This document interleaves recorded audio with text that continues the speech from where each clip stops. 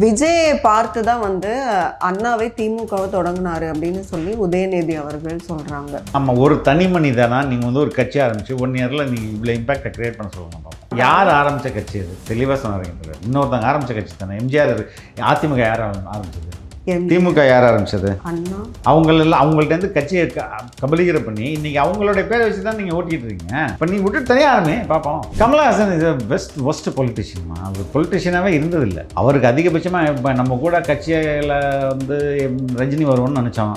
ரஜினி வரல. இப்போ நம்ம தனியாக நிற்க முடியாது. சரி, நம்ம கூட இந்த இளையராஜா பிஜேபியில் போய் ஒரு எம்பி ஆகிட்டாரு. நம்ம அதனாச்சும் பண்ணோம்னா ஒன்றுமே வாய்ப்பு இல்லையே. சரி, டிஎம்கேல கூப்பிட்டு போய் கட்சி அடகு வச்சுட்டு ஒரு எம்பி போஸ்ட்டை வாங்கிட்டு அங்கே போயிட்டு ஏதாவது புரியாத மாதிரி பேசிட்டு அவ்வளோதான். He has no vision. Vijay அவர்களை கூட சொல்கிறாங்க, இந்த எலெக்ஷனில் வின் பண்ணலைன்னா அகெயின் அவர் கன்ஃபார்மாக நடிக்க போயிடுவார். இல்லை, எங்கள் தலைவர்கிட்ட பொறுத்த one Nobel character that you cannot C with others என்னென்னா, வாரிசு அரசியல் இருக்காது, மகன் வந்து அரசியலுக்கு வரமாட்டாருன்னு சொல்லி மு.க. ஸ்டாலின் அவர்கள் சொன்னாங்க. ஆனால் நடந்தது என்ன? மு.க. ஸ்டாலின் வேற, தளபதி விஜய் வேற. ரெண்டுமே different breed, different material.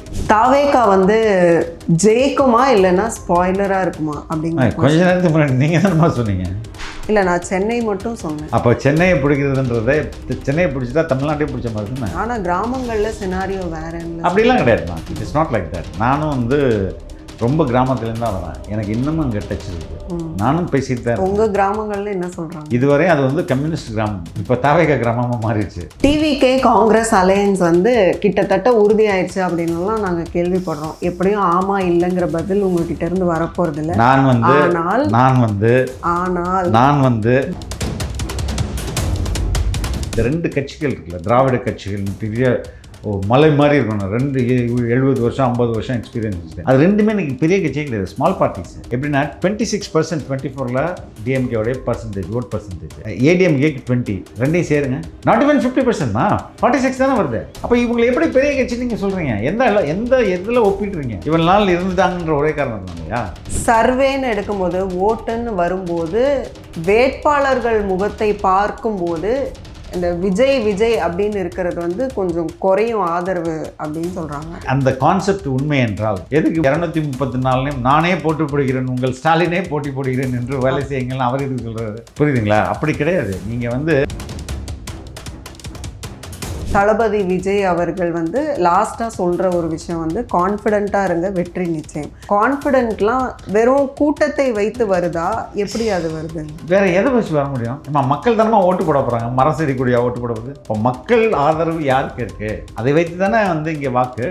Sivaji Krishnamurthy அவர்களுடைய அந்த சிறை தண்டனை 2 வருடங்கள் வந்து சொல்லியிருக்காங்க. அவருக்கு அப்பீல் போகிறதுக்கும் டைம் கொடுத்துருக்காங்க 1 மந்த்து. ஃபேக்டை சொன்னதுக்காக தான் எனக்கு கடைசியாக இதுக்கு கூட அரெஸ்ட் பண்ணாங்க. இப்போது இவருக்கு இவருக்கு அப்ளை ஆகிற அந்த பேச்சு சுதந்திரம் ஏன் மற்றவர்களுக்கு அப்ளை ஆக மாட்டேங்குது? ஏன் எனக்கு அப்ளை ஆக மாட்டேங்குது? ஏன் சவுக்கு அப்ளை ஆக மாட்டேங்குது? ஏன் மற்றவர்களுக்கு அப்ளை ஆக மாட்டேங்குது? அவரே மேடையில் சொல்கிறாரு, என்னை வந்து ஒதுக்கி வச்சிட்டாங்க, ஆனால் தேர்தல் பிரச்சாரத்துக்கு அண்ணன் நீ தான் வரணும்னு உதயநிதி தான் என்னை வந்து பர்மிட் பண்ணி நீ போய் பேசுன்றாரு. அப்போ உதயநிதி இதை ரசிக்கிறாரா?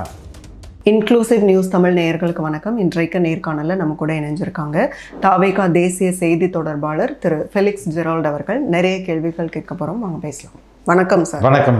சிவாஜி கிருஷ்ணமூர்த்தி அவர்களுடைய அந்த சிறை தண்டனை 2 வருடங்கள் வந்து சொல்லியிருக்கிறாங்க. ஸோ இதை வந்து எப்படி தாவேகா எப்படி பார்க்குது? அவருக்கு அப்பீல் போகிறதுக்கும் டைம் கொடுத்துருக்காங்க 1 மந்த்து. டெஃபினட்டாக அவர் அப்பீல் போயிடுவார்.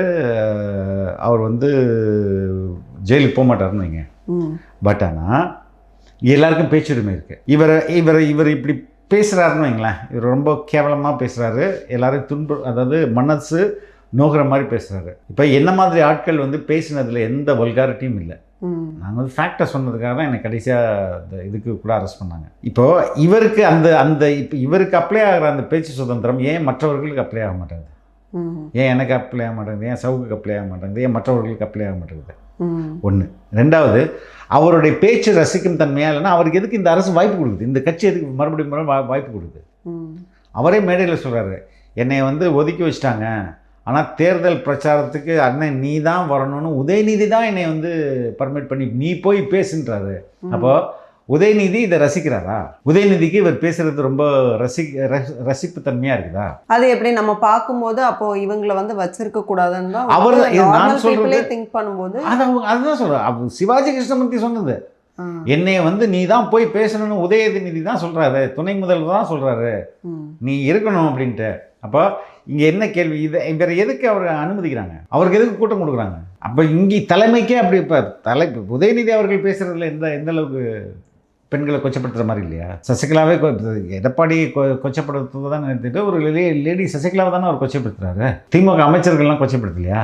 அது இட்ஸ் இந்த DNA of DMK. You cannot இந்த சிவாஜி கிருஷ்ணமூர்த்தி இல்லைன்னா இன்னொரு சைதை சாதிக்கு இருக்கிறாரு.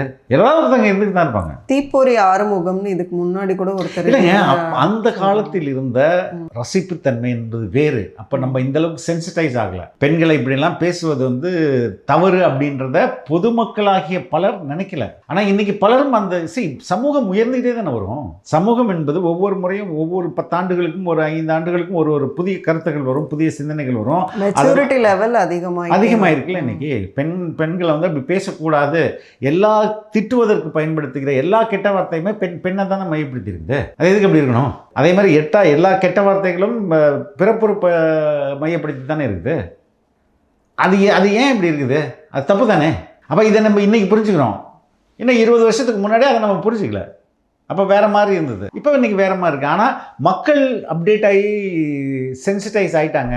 இந்த சோ கால்டு பொலிட்டிஷியன் இருக்குல்ல, அவங்க அங்கேயே நின்ட்டாங்க. 60களே இருந்துட்டாங்க. செய்த சாதனை என்ன? 60ல் செஞ்சோம், 70ல் செஞ்சோம். உன்னுடைய மைண்ட் செட்டுங்கிறது 60 70 அங்கேயே ஸ்ட்ரக் ஆகி தே ஹேவ் ஸ்ட்ரக் தேர். அதுக்கு முன்னாடி அவங்க பின்னாடி வரவே இல்லை. பிளாக் ஹோலில் உட்காந்துட்ட மாதிரி உட்காந்துட்டாங்க. விஜயை பார்த்து தான் வந்து அண்ணாவை திமுகவை தொடங்கினாரு அப்படின்னு சொல்லி உதயநிதி அவர்கள் சொல்றாங்க.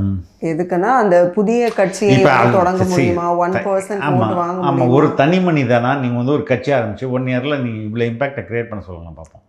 அப்போ இப்போ தொடங்கணும்னா ஒரு திமுகவில் அவர் இவ்வளோ காலமாக இருக்கிறாரு. அப்போ இப்போ யார் ஆரம்பிச்ச கட்சி? நீங்கள் 1% கூட வாங்க மாட்டாங்க. யார் ஆரம்பித்த கட்சி? அது தெளிவாக சொன்னாருங்க தலைவர். இன்னொருத்தங்க ஆரம்பித்த கட்சி தானே. எம்ஜிஆர். அதிமுக யார் ஆரம்பிச்சது? திமுக யார் ஆரம்பிச்சது? அண்ணா. அப்போ அவங்கள்ட்ட கட்சியை கபலீகரம் பண்ணி இன்னைக்கு அவங்களுடைய பேரை வச்சு தான் நீங்கள் ஓட்டிகிட்டு இருக்கீங்க. இப்போ நீ விட்டு தனியாருமே பார்ப்போம். இப்படிலாம் சொல்லும் போது நயினார் அவர்கள் சொல்கிறாங்க விஜய்க்கு அனுபவமே இல்லை, அதனால தான் இப்படிலாம் சொல்கிறாங்க. அவங்க வந்து ஒரு டார்க் ஃபோர்ஸ் தான். அது எதுக்கு நம்ம பேசணும்? ஜஸ்ட் லீவ் இட் அண்ட் கோ. கமல்ஹாசன் அவர்கள் வந்து ஏற்கனவே சொன்ன ஒரு விஷயம், அதாவது இப்போ இந்த 5000 ரூபாய் கொடுத்ததை ஒட்டி அந்த வீடியோ வைரல் ஆகுது. நிறைய பேர் வந்து தாவேக்கால ஸ்டேட்டஸில் கூட வைக்கிறாங்க. என்னென்னா அந்த 5000 வாங்கிட்டு உங்ககிட்ட இருந்து 50,000 போக போகுதுன்னு அர்த்தம் அப்படின்னு சொல்லியிருந்தார். ஆனால் அவருமே இன்னைக்கு திமுகவோட கூட்டணியில் இருக்கிறார். மையம் அப்படிங்கிறது இடதுசாரியாக மாறின கதையெல்லாம் நமக்கு தெரியும். அப்போது இந்த பொலிட்டிக்கல், அதாவது அவருமே வந்து புதுசாக கட்சி ஆரம்பித்து வந்தவர் தான். அப்போ எதுக்காக வந்து அவங்களோட இயலாமை அப்படிங்கும்போது அவங்க ஏன் இடம் மாறுதல் வந்து இப்படி ஏன்? கமல்ஹாசன் இஸ் ஒஸ்ட் பொலிட்டிஷியன்மா. அவர் பொலிட்டிஷியனாகவே இருந்ததில்லை. அவருக்கு அதிகபட்சமாக இப்போ நம்ம கூட கட்சியில் வந்து ரஜினி வருவோம்னு நினச்சோம். ரஜினி வரல. இப்போ நம்ம தனியாக நிற்க முடியாது. சரி, நம்ம கூட இந்த இளையராஜா பிஜேபியில் போய் எம்பி ஆகிட்டாரு. நம்ம அதனாச்சும் பண்ணோம்னா ஒன்றுமே வாய்ப்பு இல்லையே. சரி, டிஎம்கேல கூப்பிட்டு போய் கட்சி அடை வச்சுட்டு ஒரு எம்பி போஸ்ட்டை வாங்கிட்டு அங்கே போயிட்டு ஏதாவது புரியாத மாதிரி பேசிட்டு அவ்வளோதான். ஹி ஹேஸ் நோ விஷன் இல்லை. ஃபர்ஸ்ட் ஆஃப் ஆல் நான் இன்றைக்கி இப்போது அவங்க அண்ணன் சாருஹாசன் இருக்கார்ல, அவர் கமல்ஹாசன் கட்சி ஆரம்பிக்கிறதுக்கு முன்னாடி நான் அவர்கிட்ட ஒரு இன்டர்வியூ எடுத்தேன். He will be a total ஃபெயிலியர்னாரு. சொந்த தம்பி, என் தம்பியோட பெட்டர் பொலிட்டிஷியன் வந்து அன்புமணி ராமதாஸ் இருக்கிறாரு, சீமான் இருக்கிறாரு, இவர் வந்து கட்சியில் வந்து விளங்கவே முடியாது அப்படின்னு அவர் சொன்னார். என்னங்க சொந்த தம்பி இப்படி பேசுறீங்க? உண்மை தான் சார் அப்படின்னாரு. ஓகேவா? அதனால தான் அது மாதிரி தான் ஆச்சு அவர். He has no vision. நான் வந்து சரி, நான் கட்சி ஆரம்பிச்சிட்டேன், ரைட்டு. நான் செகண்ட் பொசிஷனில் தான் வந்தாங்க தமிழ்நாட்டில். சென்னையோட சபப்ஸ்லாம் செகண்ட் பொசிஷனில் கூட மக்கள் நீதி மையம் வந்துச்சு. ஆனால் அதுக்கு அடுத்தது எப்படி எடுத்துகிட்டு போகிறது? உழைக்கணும்ல. இங்கே உழைக்காமலே காசு நிறையா வரும்போது அப்போ ஏன் அதுதான் கேட்குறேன். ஏன் அவங்க அடுத்த கட்டத்துக்கு போகாமல் ஈஸி? எதுக்கு? நம்ம எப்படியா இருந்தாலும் ஒரு எம்பி தான் நமக்கு வரணும். விஜய் அவர்களை கூட சொல்கிறாங்க இந்த எலெக்ஷனில் வின் பண்ணலைன்னா அகெயின் அவர் கன்ஃபார்மாக நடிக்க போயிடுவார். இல்லை, எங்கள் தலைவர்கிட்ட பொறுத்த one Nobel character that you cannot see with others என்னென்னா, டிக்ளேர் பண்ணுறது, ப்ரொக்ளைம் பண்ணுறது, இவர் என்னுடைய அரசியல் எதிரி, இவர் என்னுடைய கொள்கை எதிரி, இதை சொல்ல யாராலுமே தைரியம் இருக்காதீங்க. ரெண்டாவது, நான் லஞ்சம் வாங்க மாட்டேன், லஞ்சம் வாங்கவும் விட மாட்டேன், ஊழல் பண்ண மாட்டேன் நான், இது சொல்கிறதும் எல்லாரையும் முடியாது. அதே மாதிரி தான் 30 ஆண்டுகள் 32 ஆண்டுகள் நான் வந்து சினிமாவில் இருந்தேன், அடுத்த 30 ஆண்டுகள் உங்களோட தான் அப்படின்றாரு, மக்களுக்காக தான்ன்றாரு. இதெல்லாம் முன்கூட்டியே சொல்லிட்டு வர்றது தானே. இப்படி தான் வந்து வாரிசு அரசியல் இருக்காது, மகன் வந்து அரசியலுக்கு வரமாட்டாருன்னு சொல்லி மு.க. ஸ்டாலின் அவர்கள் சொன்னாங்க. ஆனால் நடந்தது என்ன? மு.க. ஸ்டாலின் வேற, தளபதி விஜய் வேற, ரெண்டுமே டிஃப்ரெண்ட் பிரீட், டிஃப்ரெண்ட் மெட்டீரியல். தாவேகா வந்து ஜெயிக்குமா இல்லைன்னா ஸ்பாய்லராக இருக்குமா அப்படிங்கிற கொஞ்ச நேரத்துக்கு முன்னாடி நீங்கள் தானே சொன்னீங்க. இல்லை, நான் சென்னை மட்டும் சொன்னேன். அப்போ சென்னையை பிடிக்கிறதுன்றதை, சென்னையை பிடிச்சிட்டா தமிழ்நாட்டையும் பிடிச்ச மாதிரி தானே. ஆனால் கிராமங்களில் சினாரியோ வேறன்னு அப்படிலாம் கிடையாதுமா. It is not like that. நானும் வந்து ரொம்ப கிராமத்துலேருந்து தான் வரேன், எனக்கு இன்னமும் அங்கே டச் இருக்குது, நானும் பேசிட்டு தான். உங்கள் கிராமங்களில் என்ன சொல்கிறாங்க? இதுவரை அது வந்து கம்யூனிஸ்ட் கிராமம், இப்போ தாவேகா கிராமமாக மாறிடுச்சு. டிவிகே காங்கிரஸ் அலையன்ஸ் வந்து கிட்டத்தட்ட உறுதியாயிருச்சு அப்படின்லாம் நாங்கள் கேள்விப்படுறோம். எப்படியும் ஆமா இல்லைங்கிற பதில் உங்ககிட்ட இருந்து வரப்போறது இல்லை. நான் வந்து தாவேகாவுடைய நேஷனல் ஸ்போக்ஸ் பர்சன். ஓகே, ரைட்டுங்களா? அதை நான் தான் சொல்லணும். நீங்க யார்கிட்ட கேட்டு சொன்னீங்கன்னு எனக்கு தெரியல. கூட்டணி வந்து எங்களுடைய முதன்மை இலக்கு இல்லை, எங்களுடைய முதன்மை இலக்கு அது இல்லை. எங்க தான் தலைவர் சொன்னார்ல, நட்பு சக்தி வருது வரல, we will achieve. ஆனா டிவிகேவோட காங்கிரஸ் இணைந்தால் அந்த சீன், அதாவது தமிழக அரசியல் களம் வந்து டோட்டலா சேஞ்ச் ஆகும். இல்லைங்க, நான் பெர்செப்ஷன் மாறும். பட் ஆனால் எங்களை பொறுத்தவரையும் அது தலைவரோட கால், ஹீ வில் டேக். அதுக்கு முன்னாடி 1000 ஸ்பெகுலேஷன் வருமா? அந்த ஸ்பெகுலேஷன் இப்போ நீங்கள் பார்த்தீங்களா, ஒரு டிடிவி இங்கே போய் இணைய போகிறாரு, ஓபிஎஸ் இணைய போகிறாரு, அப்படி இப்படின்னு எவ்வளோ பேச்சுகள், எவ்வளோ. You need a spice for every day. அந்த ஸ்பைஸ்க்காக இஷ்டத்துக்கு நம்ம போட்டு குக் பண்ணிடுது எதாக இருந்தாலும். ஆனால் எண்ட் ஆஃப் த டே அதுதான் நடக்காதுல்ல. அப்போ you will have to cut a sorry figure இல்லையா? அதனால ஆனாலும் இந்த கொஸ்டின் நான் கேட்குறேன், டிவிகே காங்கிரஸ் அலையன்ஸ் வந்து வந்தால் கிட்டத்தட்ட அவங்க வந்து திமுகவுக்கு ஈக்குவல் ஆயிடுவாங்க. என்டிஏ வந்து இப்போவே நான் சொன்னேன், லாஸ்ட் இதில் கூட நான் ஒரு தொலைக்காட்சியில் பேசும்போது, இன்னைக்கு இந்த 2 கட்சிகள் இருக்குல்ல, திராவிட கட்சிகள்னு பெரிய மலை மாதிரி இருக்கணும், 70 வருஷம் 50 வருஷம் எக்ஸ்பீரியன்ஸ் வச்சுட்டேன். அது ரெண்டுமே இன்னைக்கு பெரிய கட்சியே கிடையாது, ஸ்மால் பார்ட்டிஸ். எப்படின்னா 26%, 24ல் டிஎம்கேவுடைய பர்சன்டேஜ், ஓட் பர்சன்டேஜ், ஏடிஎம்கேக்கு 20, ரெண்டையும் சேருங்க, நாட் ஈவன் 50%மா, 46 தானே வருது. அந்த அளவுக்கு தான் அவங்களுடைய பலம் வந்து இருக்கு. நான் ஃபேக்டாக தானே சொல்கிறேன், நான் வந்து நம்பர் ஆச்சு. இது 2024ல் திமுகவுடைய வாக்கு சதவீதம் 26, அதே 2024ல் அதிமுகவுடைய வாக்கு சதவீதம் 20, ரெண்டையும் கூட்டுங்க 46 தான் வருது. அப்போ மீதி எங்கே இருக்காங்க? இந்த 2 கட்சி சேராதவங்க தான் அதிகமாக இருக்காங்க.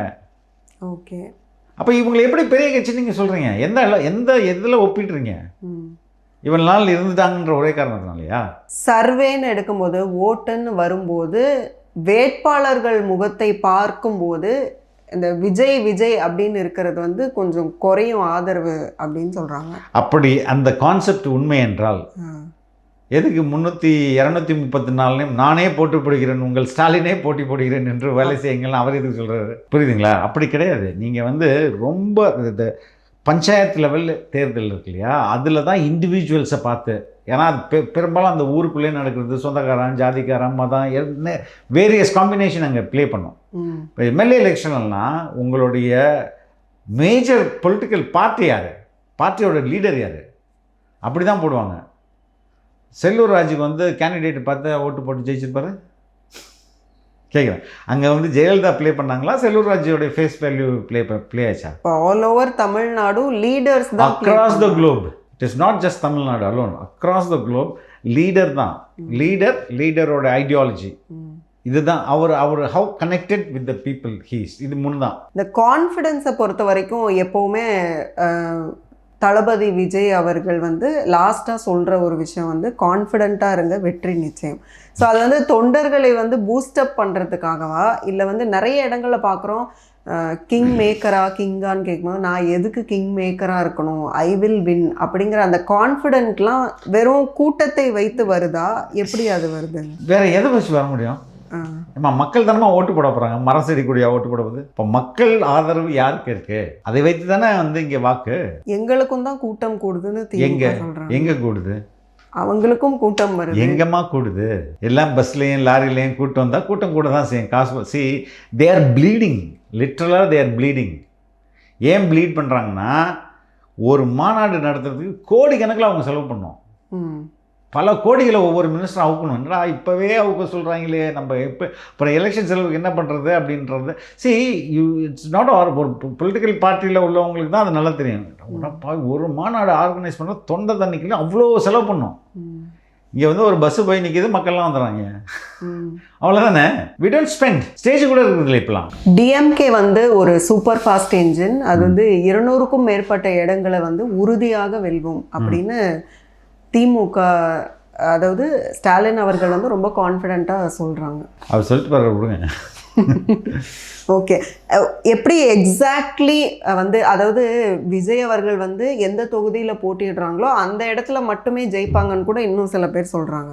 Let them say whatever they want, but truth is something else. மிக்க நன்றி. ரொம்ப நன்றி.